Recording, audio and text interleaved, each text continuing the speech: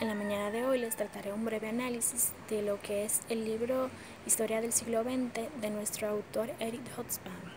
El propósito de nuestro autor es comprender y explicar el porqué de los acontecimientos ocurridos de esta forma y qué nexos existen entre ellos.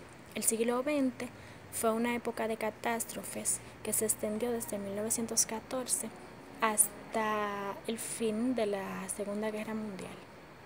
Este siguió un periodo de unos 25 o 30 años de extraordinario crecimiento económico y transformación social, que probablemente transformó la sociedad humana más profundamente que cualquier otro periodo de alguna duración similar. La última parte de este siglo fue una nueva era de descomposición, incertidumbre y crisis para vastas zonas del mundo como lo fueron África, la ex Unión Soviética y los antiguos países socialistas de Europa. Este libro nos comienza hablando de la era de las catástrofes, compuesta por una secuencia de guerras, a la cual él llama la época de la guerra total. Esta empieza con lo que es la Primera Guerra Mundial, o la Gran Guerra, como él también la llama. Esta se dio por el asesinato del archiduque Francisco Fernando de Austria-Hungría el 28 de junio de 1914. Semanas después, entonces se entabla lo que es la Primera Guerra Mundial, que comienza como una guerra europea entre la triple alianza de Francia, Gran Bretaña y Rusia, y las llamadas potencias centrales como son Alemania y Austria-Hungría. Serbia y Bélgica se incorporaron como consecuencia del ataque austriaco sobre la primera y el ataque alemán contra la segunda.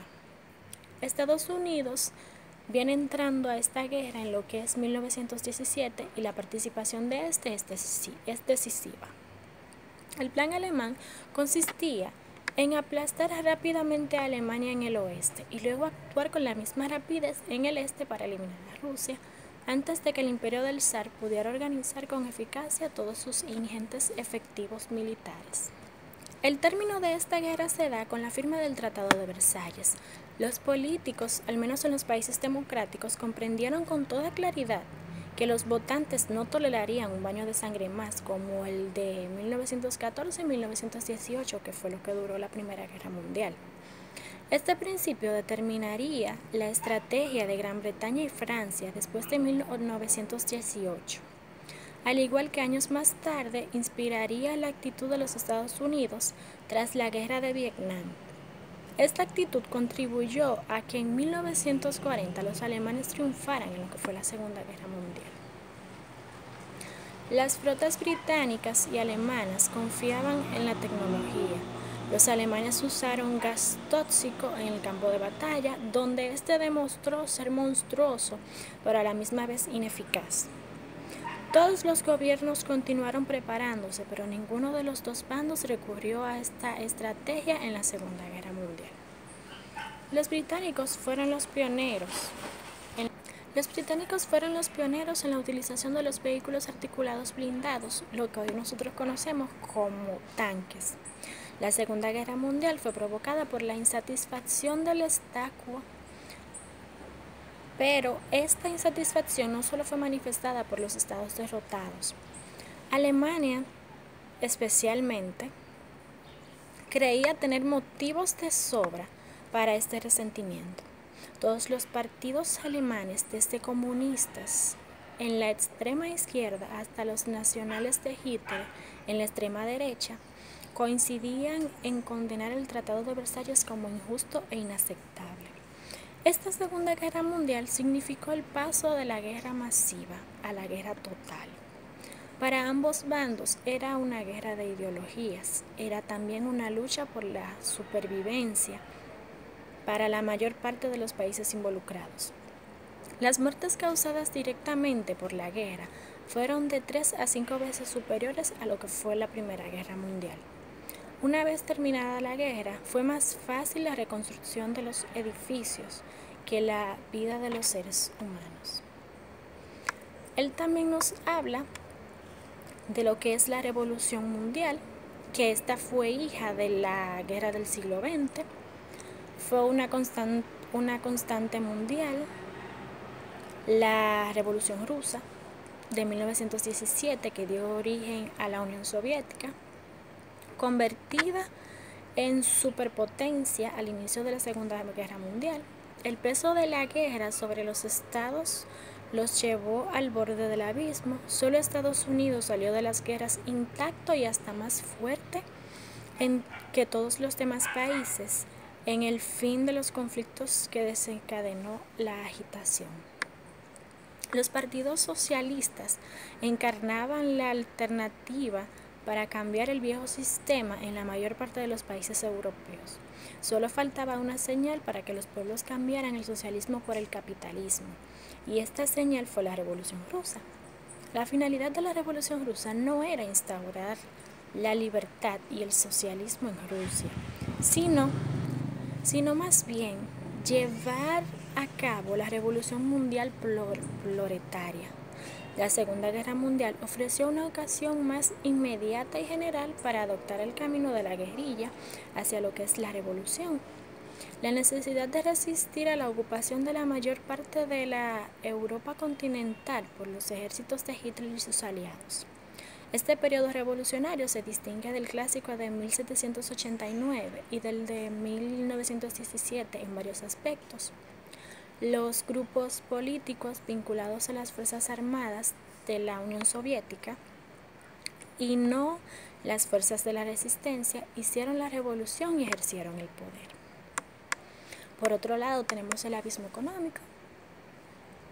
En efecto, si no hubiera la crisis económica, no habría existido Hitler, y casi con toda seguridad tampoco Roosevelt. También difícilmente el sistema soviético habría sido considerado como un antagonista económico del capitalismo mundial y una alternativa al mismo. El llamado ciclo económico de expansión y depresión era un elemento con el que ya estaban familiarizados todos los hombres de negocios del siglo XIX. A finales del siglo XIX se empezó a prestar atención a una periodicidad mucho más prolongada, cuando los observadores comenzaron a analizar el inesperado curso de los acontecimientos de los decenios anteriores a una fase de prosperidad mundial sin precedente entre 1850 y los primeros años de la década de 1870. Estos habían seguido 20 años de incertidumbre económica. Los autores que escribían sobre estos temas económicos hablaban con inexactitud de lo que era una Gran Depresión y luego otro periodo de una expansión mundial. La Gran Depresión sacó al Partido Comunista de la Unión Soviética, no limitó el retraso de la izquierda y la caída del comunismo, sino también el socialismo europeo, que estaba entre la espada y la pared fuera de Europa. Este dio un giro hacia la izquierda y también en Latinoamérica. Por otro lado, tenemos la caída del liberalismo. La civilización liberal implicaba el rechazo a la dictadura y el gobierno. Este implicaba el rechazo a la dictadura del gobierno autoritario, el constitucionalismo y el respeto a los derechos y libertades de la educación y la ciencia. Hasta 1914, estos valores solo eran rechazados por los tradicionalistas, como lo que es la Iglesia Católica y algunos intelectuales rebeldes. Las instituciones de la democracia liberal habían progresado en la esfera política. Las instituciones de la democracia liberal habían progresado en la esfera política y la Primera Guerra Mundial parecía ayudar a acelerar ese proceso, excepto en la Unión Soviética. Estos regímenes de las posguerra, viejos o nuevos, eran regímenes parlamentarios representativos. Sin embargo, en los 20 años que van desde la marcha sobre Roma de Mussolini hasta el apogeo de las potencias del eje, las instituciones políticas liberales sufrieron un retroceso. Y este retroceso se aceleró cuando Hitler tomó el poder de Alemania en 1933. En 1920 habían 35 gobiernos constitucionales, en 1938 habían 17 y en 1944 podemos ver que solamente quedaba una docena. El peligro procedía de los movimientos de derecha que amenazaban al gobierno constitucional y a la civilización liberal como tal por su contenido ideológico de alcance mundial. Estos movimientos son llamados fascistas, aunque no todas las fuerzas que derrocaron regímenes liberales eran fascistas. El fascismo inspiró a otras fuerzas antiliberales a que los apoyara y dio a la derecha internacional una confianza histórica. En el periodo de entreguerra, donde el liberalismo retrocedió, se consideraba la era de crisis mundial. La era de crisis mundial como la agonía final del sistema capitalista. La burguesía, enfrentada a problemas económicos y a una clase obrera cada vez más revolucionaria, se veía obligada a recurrir a la fuerza y a la coerción. Esto es algo similar al fascismo. La democracia parlamentaria era débil y funcionaba más bien como un mecanismo para formalizar las divisiones entre grupos irreconciliables. Nadie esperó que la democracia se revitalizara después de la guerra, y menos al principio de los 90. Sería la forma predominante de gobierno en la que el planeta, la caída de los sistemas políticos liberales en el periodo de entreguerras es una breve interrupción en su conquista secular del planeta. Él también nos habla sobre lo que es contra el enemigo común, que esto es entre Estados Unidos y la Unión Soviética. Estos hicieron causa común porque consideraban a Alemania,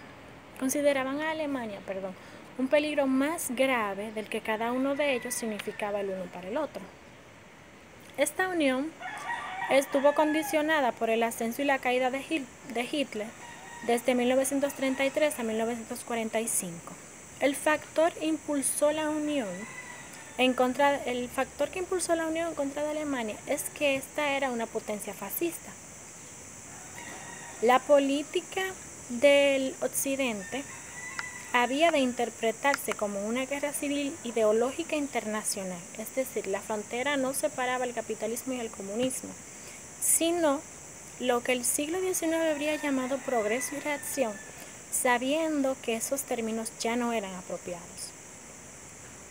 Esta fue una guerra internacional porque suscitó las mismas respuestas en la mayor parte de los países occidentales, y una guerra civil porque en las sociedades se registró un enfrentamiento entre las guerras pro y antifascistas.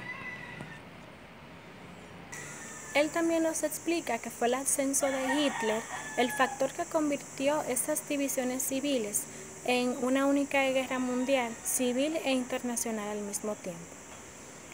Los países del tercer mundo que creían solo en la intervención del Estado podían sacar su economía de la situación de atraso y dependencia. Para la Unión Soviética y sus nuevos aliados, el dogma de fe fundamental era la planificación centralizada. La primera contingencia que tuvieron que afrontar fue la ruptura casi inmediata de la alianza antifascista que había entre la Unión Soviética y los Estados Unidos. En cuanto desapareció el fascismo, el capitalismo y el comunismo se dispusieron de nuevo a enfrentarse como enemigos irreconciliables. Pero todo no fue tan solo guerra, también en el siglo XX hubo un periodo de artes que fue desde 1914 a 1945. Aunque ya en 1914 existían las vanguardias, como fue el cubismo, el expresionismo, futurismo y la abstracción en la pintura, el funcionalismo y el rechazo del ornamento en la arquitectura, el abandono de la tonalidad en la música y la ruptura con la tradición de la literatura. Después de 1914, solo se registran dos innovaciones en el vanguardismo, que son el dadaísmo, que prefigura al surrealismo en la mitad occidental de Europa, el constructivismo soviético en el este. En este periodo de artes también encontramos lo que es el jazz, que contó con la aprobación unánime de los seguidores del vanguardismo, no tanto por méritos propios como porque era otro símbolo de la modernidad, de la era de la máquina y de la ruptura con el pasado, un manifiesto de la revolución cultural. En esta esfera de la cultura popular, el mundo era o norteamericano o provinciano, con la excepción del deporte. Ningún otro modelo nacional o regional alcanzó un predominio mundial, aunque algunos tuvieron una importante influencia regional. Y aunque ocasionalmente una nota exótica pudiera integrarse a la cultura popular internacional, como los elementos caribeños y latinoamericanos del baile.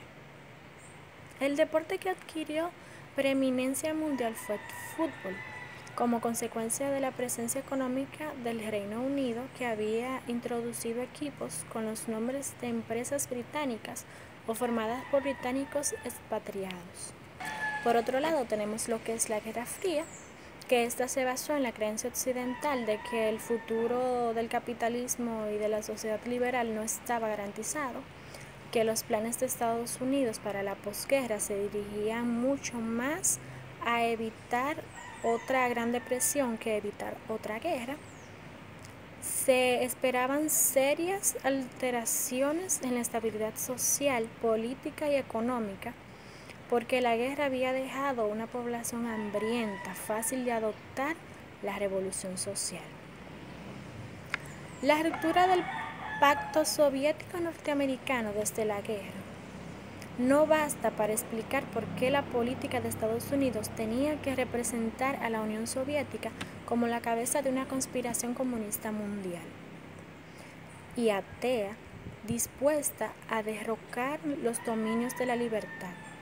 La Unión Soviética no representaba ninguna amenaza para quienes se encontraban fuera de su ámbito de influencia. Por el contrario, necesitaban toda la ayuda económica posible y no tenían interés en enemistarse con la única potencia que podría proporcionárselos, que eran los Estados Unidos. Su postura de fondo tras la guerra no era agresiva sino defensiva. La Guerra Fría eliminó lo que es el nacionalsocialismo, el fascismo y a los sectores derechistas y nacionalistas. La base política de los gobiernos occidentales de la Guerra Fría abarcaba desde la izquierda socialdemócrata hasta la derecha moderada no nacionalista. Los partidos vinculados a la Iglesia Católica demostraron ser útiles por su anticomunismo y programas sociales no socialistas. Cuando acabó la Guerra Fría, la hegemonía económica norteamericana había quedado tan mermada que el país ni siquiera podía financiar su propia hegemonía militar. Los años más peligrosos de la Guerra Fría fueron desde 1947 hasta la Guerra de Corea, 1950-1953. Habían transcurrido sin una conflagración mundial. La Guerra Fría transformó la escena internacional en tres sentidos. El primero fue que había eliminado o eclipsado totalmente las rivalidades y conflictos que configuraron la política antes de la Segunda Guerra Mundial, excepto una. La segunda fue que congeló y estabilizó la situación internacional. Y la tercera fue que la Guerra Fría llenó al mundo de armas. Fue el resultado natural de 40 años de competencia entre ambas potencias, que fueron la Unión Soviética y Estados Unidos. Estas potencias tenían una competencia entre sí para poder armarse. Por otra parte, tenemos lo que son los años dorados. La recuperación tras la guerra era la prioridad de los europeos y de Japón desde lo que fue 1945. Su éxito se midió por la cercanía a los objetivos del pasado y del presente. En 1950, la mayoría de los países, excepto Alemania y Japón, habían vuelto a los niveles de preguerra, pero el principio de la Guerra Fría y el empuje de los partidos comunistas no invitaban a la euforia. Fue hasta los 70 cuando se asentó la prosperidad de Europa y los observadores admitían que la economía en su conjunto continuaría subiendo y subiendo para siempre. Según nuestro autor, podemos decir que la Edad de Oro fue un fenómeno mundial, aunque la opulencia generalizada quedara lejos del alcance de la mayoría de la población mundial. La población del tercer mundo se duplicó en los siguientes 35 años a partir de lo que fue 1950. África, Extremo Oriente, Sur de Asia y América Latina.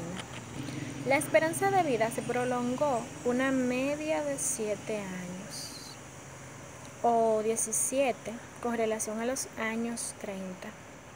Esto significa que la producción de alimentos aumentó más deprisa que la población, tanto en las zonas desarrolladas como en las regiones no industriales. Durante la Edad de Oro, la economía siguió siendo más internacional que transnacional. El comercio recíproco entre países era cada vez mayor, pero aunque las economías industrializadas comprasen más los productos de unas y otras, el grueso de su actividad económica continuaba siendo doméstico. A principios de los 70, la expansión de la economía acelerada por una inflación en rápido crecimiento, por un enorme aumento de la masa monetaria mundial y el ingente déficit norteamericano, se volvió frenética. La economía entró en crisis en 1974, cuando la PNB de los países industrializados avanzados cayó sustancialmente. La economía mundial no recuperó su antiguo ímpetus tras este déficit. Este fue el fin de esta época. Las décadas posteriores a 1973 serían una era de crisis. No obstante, la Edad de Oro llevó a cabo lo que fue la revolución más drástica, rápida y profunda de los asuntos humanos, de la que se tenga constancia histórica. Por otro lado, tenemos lo que es la Revolución Social de 1945 a 1990, que en el tercer cuarto del presente siglo se dio la transformación social mayor y más intensa, rápida y universal de la historia de la humanidad. Es verdad que en las zonas desarrolladas el mundo hacía tiempo que vivían en un tiempo de cambio, un mundo de cambio, podríamos decir, de transformaciones tecnológicas e innovaciones culturales constantes, pero en la mayor parte del planeta, los cambios fueron tan repentinos como cataclísimos. El cambio social más drástico y de mayor alcance de la segunda mitad del siglo y que nos separa para siempre del pasado es la muerte del campesinado o la muerte de los campesinos. Algo aún más extremo también fue el declive de la población rural en los países con falta de desarrollo industrial. En América Latina, por ejemplo, al término de la Segunda Guerra Mundial, los campesinos constituían la mitad o la mayoría de la población activa. Pero ya en los 70 no había ningún país en que no estuvieran en minoría los campesinos. La situación era parecida en los países islámicos. Solo 3 regiones del planeta seguían dominadas por sus pueblos y campos. En África subsahariana, el sur y el sureste de Asia y China. Es cierto que estas regiones de población rural seguían representando a la mitad del género humano a finales de la época. A la par de la decadencia del campesino, se experimentó un auge de las profesiones para los que se necesitaban estudios secundarios y superiores. La demanda de las plazas de enseñanza secundarias y superiores se multiplicó a un ritmo extraordinario, al igual que la cantidad de gente que había cursado o estaba cursando esos estudios. Este estallido se dejó sentir en la enseñanza universitaria, hasta entonces insignificante desde el punto de vista demográfico. Un cambio importante que afectó a la clase obrera fue el papel que comenzaron a desempeñar las mujeres. La proporción de mujeres en la población activa aumentó, tanto en su crecimiento como en su mantenimiento en los países desarrollados. Dependió de las circunstancias nacionales. Las mujeres entraron a lo que fue la enseñanza superior en 1960. No eran ni la mitad de la población estudiantil ni en Europa ni en Estados Unidos. En todos los países que celebraban elecciones de algún tipo, las mujeres habían obtenido el sufragio de los 70 o antes, excepto en algunos países islámicos y en Suiza. Estos cambios no se lograron por presiones feministas ni repercutieron de ninguna manera inmediata en la situación de las mujeres. Sin embargo, a partir de los 70 hay un renacer del feminismo. Las mujeres como grupo se convirtieron en una fuerza política destacada como nunca antes lo habían. También en esa revolución social vemos lo que es la desaparición de la mano de obra infantil, que provocó que las madres pobres se fueran a trabajar desde 1945. Las mujeres fueron un elemento crucial de la revolución cultural también, ya que ésta encontró su eje central, así como su expresión en los cambios experimentados por la familia y el hogar tradicionales, de los que las mujeres siempre habían sido el componente central. Para seguir hablando de revoluciones, también tenemos aquí lo que es la revolución cultural. La mejor forma de acercarse a la revolución cultural es a través de las relaciones entre ambos sexos, en la familia y entre las distintas generaciones en el hogar. A pesar de las variaciones, la mayoría de la humanidad compartía una serie de características como era la existencia del matrimonio monogámico, las familias patriarcales, familias de varios miembros, superioridad de los padres sobre los hijos y los viejos sobre los jóvenes.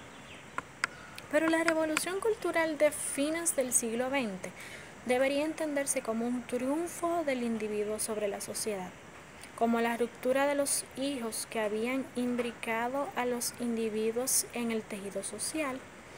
En la mayor parte del mundo, los antiguos tejidos sociales estaban en situación delicada, pero aún no en plena desintegración, lo cual era una suerte para la mayor parte de la humanidad, sobre todo para los pobres, ya que las redes de parentesco, comunidad y vecindad eran básicas para la supervivencia económica y para tener éxito en un mundo cambiante.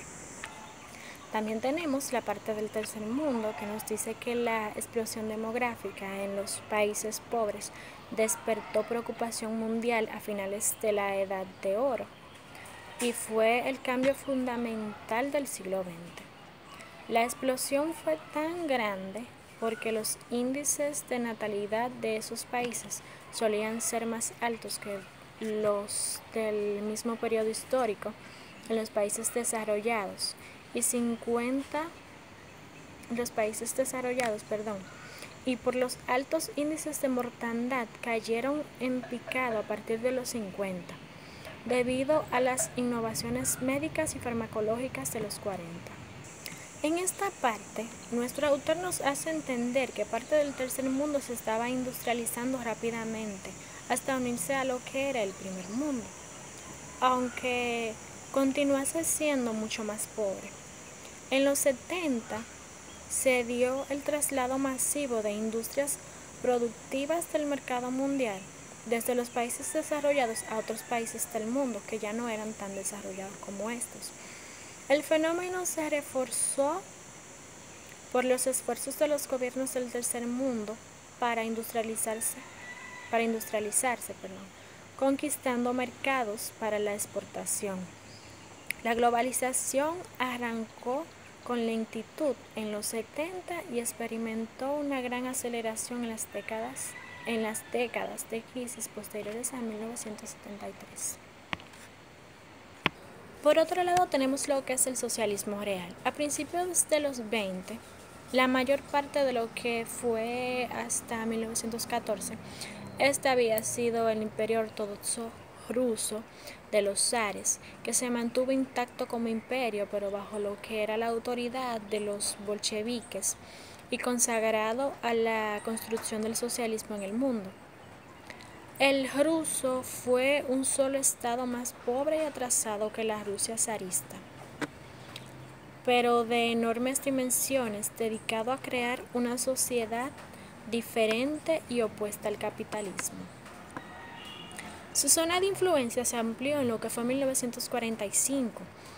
Entre estas tenemos a Polonia, Checoslovaquia, Hungría, Yugoslavia, Rumania, Bulgaria y Albania, que pararon a la zona socialista, así también como China en 1949, la Indochina francesa en lo que fue 1945-1975 y Cuba en 1959. Esta era la parte del mundo cuyos sistemas sociales se llamaron socialismo real, para enfatizar de que entre las distintas formas de socialismo, este era el único que funcionaba. Este bloque, durante la mayor parte de su existencia, formó un universo autónomo y en gran medida autosuficiente político y económico. Los países que se unieron al bloque socialista tenían economías primitivas y agrícolas, por lo que la fórmula soviética les parecía adecuada. En el periodo de entreguerras, el ritmo de crecimiento de la Unión Soviética superó al de los demás países, menos a Japón. Y después de la Segunda Guerra Mundial, las economías socialistas crecieron más deprisa que las occidentales. Con la entrada de la economía mundial de un nuevo periodo de incertidumbre, en los 70, nadie en el este o en el occidente esperaban que ya las economías del socialismo real alcanzaran o adelantaran el ritmo de las no socialistas. En conclusión, este trabajo nos ayuda, no sé a ustedes, pero por lo menos a mí me ayudó a entender el porqué de cada cosa, el por qué hubieron tantas guerras en momentos secuenciales. Me pareció muy interesante ver cómo nuestro autor, Edith Hobsbawm, va desglosando cada acontecimiento y citando lo que opinan varios autores en este libro, ya que él no estuvo en muchos de estos acontecimientos, pero basa sus creencias y sus opiniones en lo que dicen otros autores que sí estuvieron. También Cada tema me pareció muy importante porque desde la Primera Guerra Mundial hasta lo que fue el socialismo real nos podemos dar cuenta o podemos conocer que fue el siglo XX, que fue un siglo plagado de guerras y de contracciones entre lo que fue una potencia y otra, pero que no todo solamente fue guerra, que también él tuvo un pequeño periodo de lo que fue crecimiento económico, de lo que fue un crecimiento económico y de todas las potencias que se vieron involucradas en la guerra. También podemos ver que las que más sobresalían eran dos, que era Alemania y Gran Bretaña, que ellos siempre estaban incitando a la guerra, estaban preparándose para una futura guerra. Hasta aquí fue mi exposición sobre el libro de Hobsbawm. Espero que al igual que a mí, a ustedes también les haya servido de mucho. Muchas gracias.